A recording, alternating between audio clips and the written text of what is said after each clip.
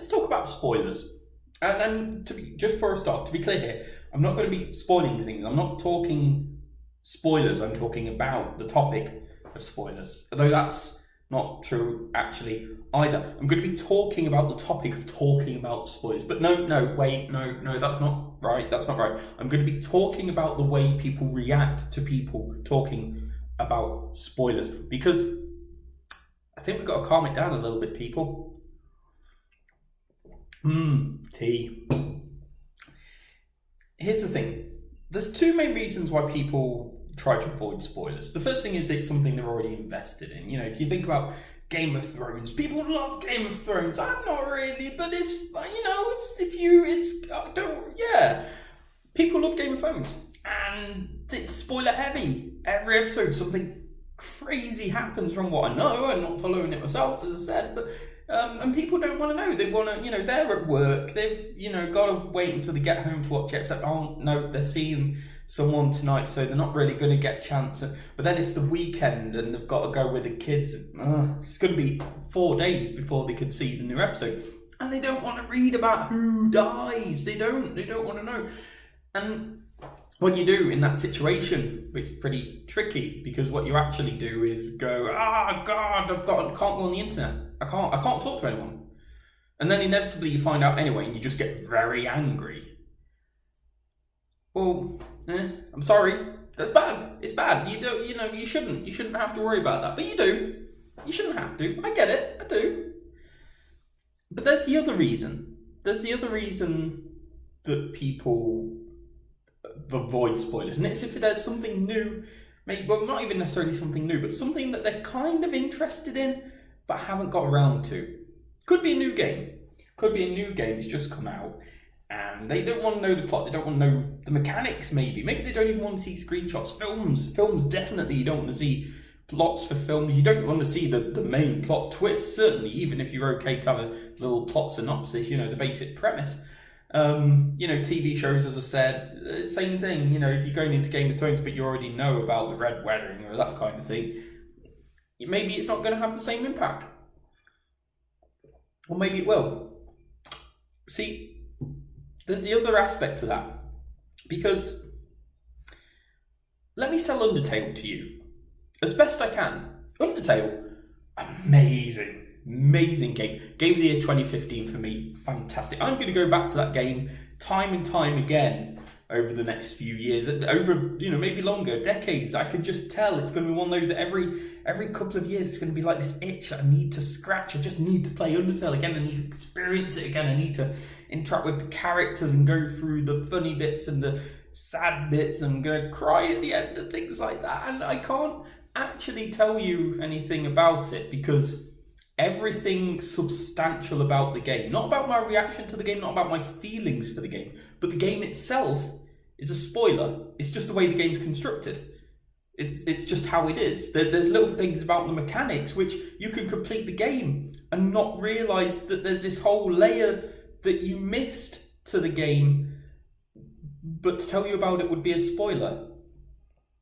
And that means I can't sell it to you. I can't explain to you why it's so great.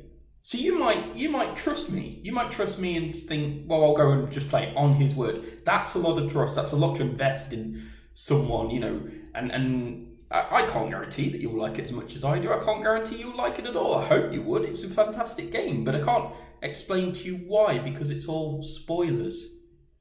So maybe you'll say, well, I'll try it one day, just wait and see. Or even, you'll say, yeah, I'm going to try it. And then 2 months later, I'm going to say, have you had a go of Undertale? I haven't got around to it. Oh, well, you really should. It's really good. Or what's more likely to happen is that in that 2 months period, something will happen and I'll go to you, oh, have you tried Undertale? Red spoiler, not interested now. No, you've got to push that away. You've got to push that away. To an extent, if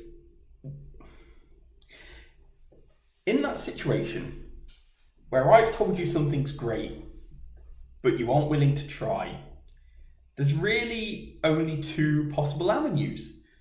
The first is that you're just never going to play it. And I might know you'll love it, and you're missing out on this amazing experience because I can't articulate to you why it's amazing. Or I spoil it. Or I explain to you why it's so good. I tell you. And what can happen then? If you let it. What can happen if you say, you know what? At this point, I'm not going to play it anyway. I've lost nothing. Please enlighten me. Tell me what I know I'm going to be going into it non-blind now, but I've lost nothing because I wasn't going to play it.